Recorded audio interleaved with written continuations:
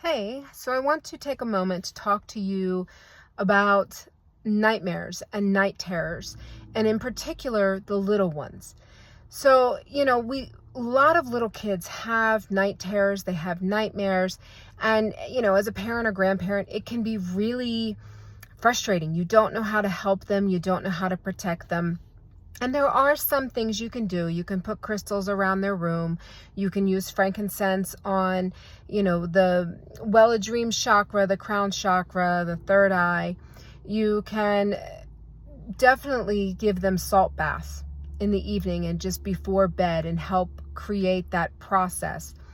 But recently, my granddaughter was going through a ton of night terrors, and, her mom's kind of at her wit's end, exhausted because she's getting her up multiple times a night.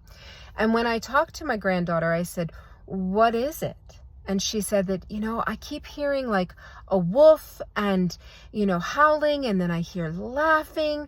And she's like, "I'm so scared." Her little eyes welled up, and, you can just see she's being terrorized.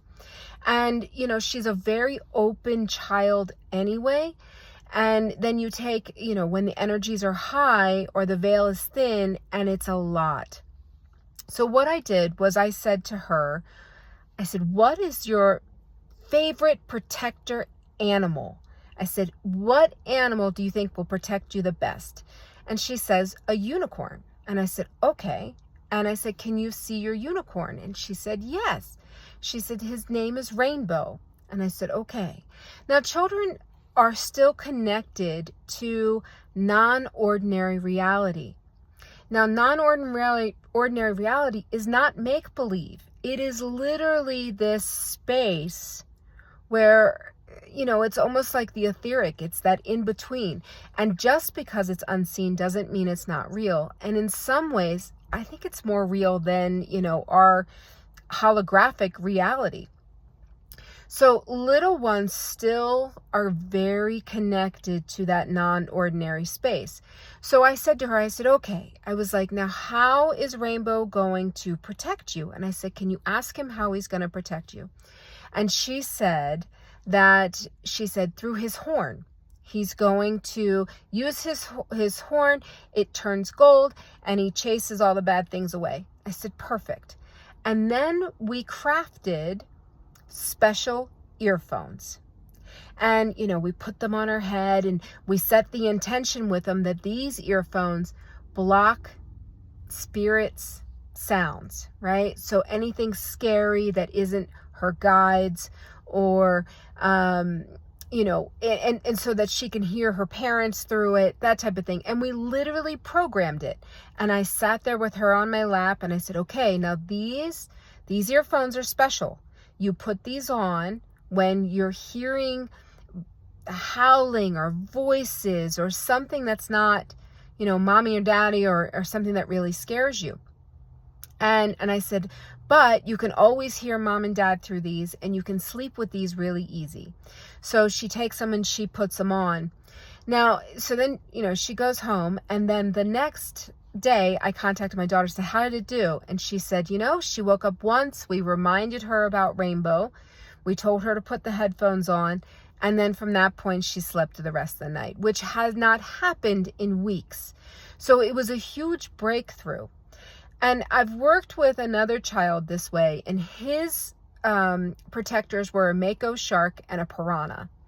And whenever, something came in to scare him or mess with him or whatever, he would send his shark and piranha after him, and they would gobble him up. And we also made the earphones for this child as well. And mom reported child no longer needed to sleep with the light on. He was no longer screaming and crying before bed. So these are techniques that you can use with a child, but I want you to understand the mechanics and the importance of it. What it really is doing is empowering that child and saying, you can call on help. You can say, "No, I can put my earphones on and I can ignore what you're trying to do." And in doing that, we really give kids this space of where Maybe they won't need to shut down their abilities. Maybe they won't have to, squash themselves to fit in, because instead they now have tools. And we have so many parents and grandparents that are sensitives. And then down through the generations, these kids are just getting more and more sensitive. And so whereas, for my generation, it was like, wow, we were squashed. I mean, we were just told to suck it up, or they're going to give us something to cry about. And whereas now, like with my grandbabies, what I'm seeing is it's being honored. What they're seeing, what they're hearing is being honored. It's not being thought of as fake or false. And the shift in the children is huge. And this is what we want. We want connected, in tune children becoming connected, in tune adults. And there's so many amazing things in the non-ordinary reality. When I was at a workshop and I was just really starting out in this work, and I was supposed to assist this woman. Well, I kept seeing this tail coming from her, but the tail had weights on it. And so it was pulling down and giving her low back pain. And I'm staring at this and I'm like, I don't know what to do with this. And the instructor for the workshop comes over and goes, are you going to fix that tail or not? And I just looked at her and I said, you can see the tail? And she goes, yeah. She said, this is non-ordinary reality. It's not make-believe. And I was like, oh, and that was a huge moment for me in realizing a lot of what I had seen that I had squashed from childhood was actually very real. And that was that moment that things really opened up for me. And I think it's important that we keep kids as open as they want to be for as long as possible. And we do that by empowering them, by honoring them, by showing them that it's actually real. All of that is actually real. And their feelings, even if they're terrified, is valid. It's valid.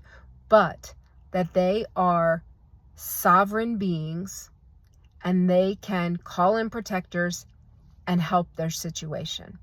So if you've got little ones that are going through it, I hope that this helps. Take care.